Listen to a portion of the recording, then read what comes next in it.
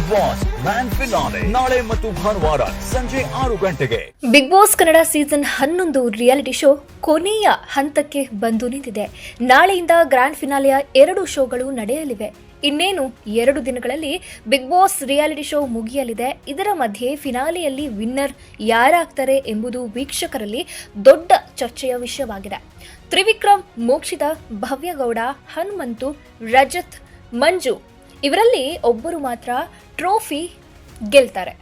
Wild ಕಾರ್ಡ್ನಿಂದ ಎಂಟ್ರಿಯಾಗಿದ್ದ ಹನುಮಂತು ತಮ್ಮ ಜಾನಪದ ಹಾಡುಗಳು, ವರ್ತನೆ, ಆಟದ ಶೈಲಿಯಿಂದ ಎಲ್ಲರ ಮನಸ್ಸು ಗೆದ್ದಿದ್ದಾರೆ. ತ್ರಿವಿಕ್ರಮ್ ನೇರ ನುಡಿಗಳಿಂದ, ಟಾಸ್ಕ್ಗಳಲ್ಲಿ ಒಳ್ಳೆಯ ಪರ್ಫಾರ್ಮೆನ್ಸ್ನಿಂದ ಅಭಿಮಾನಿಗಳನ್ನ ಗಳಿಸಿದ್ದಾರೆ.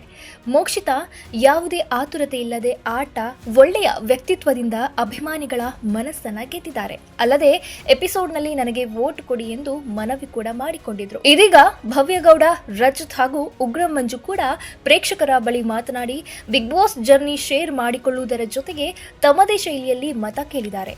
ಭವ್ಯ ಅವರನ್ನ ನೋಡಿದ ಪ್ರೇಕ್ಷಕರು ಹೋ ಎಂದು ಕೂಗಿದ್ದಾರೆ. ಈ ವೇಳೆ ಮಾತನಾಡಿದ ಭವ್ಯ ಅವರು, ನಾನು ಆಡಿರುವ ಆಟಗಳಿಂದ, ಮಾತುಗಳಿಂದ ಬೇಸರ ಆಗಿದ್ರೆ ನಿಮಗೆಲ್ಲ ಕ್ಷಮೆ ಕೇಳ್ತೇನೆ ಎಂದು ಕೈ ಮುಗಿದು ವೋಟ್ಗೆ ಮನವಿಯನ್ನ ಮಾಡಿದ್ದಾರೆ.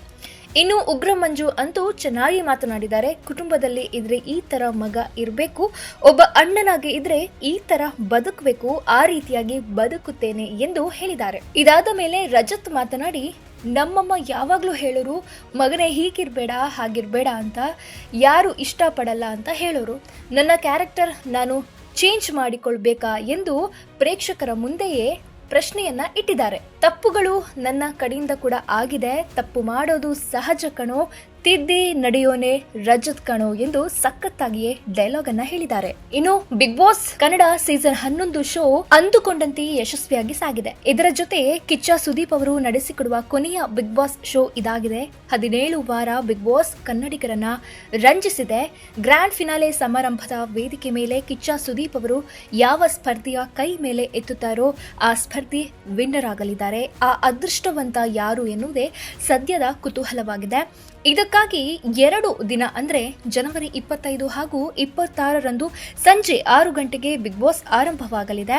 ಈ ವೇಳೆ ಸಾಕಷ್ಟು ಮನರಂಜನೆ ಕಾರ್ಯಕ್ರಮಗಳು ವೀಕ್ಷಕರಿಗೆ ಮನರಂಜನೆ ನೀಡಲಿವೆ. 17 ವಾರಗಳಿಂದ ಯಶಸ್ವಿಯಾಗಿ ಸಾಗಿಕೊಂಡು ಬಂದ ಬಿಗ್ ಬಾಸ್ ಗ್ರ್ಯಾಂಡ್ ಫಿನಾಲೆ ಬಳಿಕ ತೆರೆ ಬೀಳಲಿದೆ.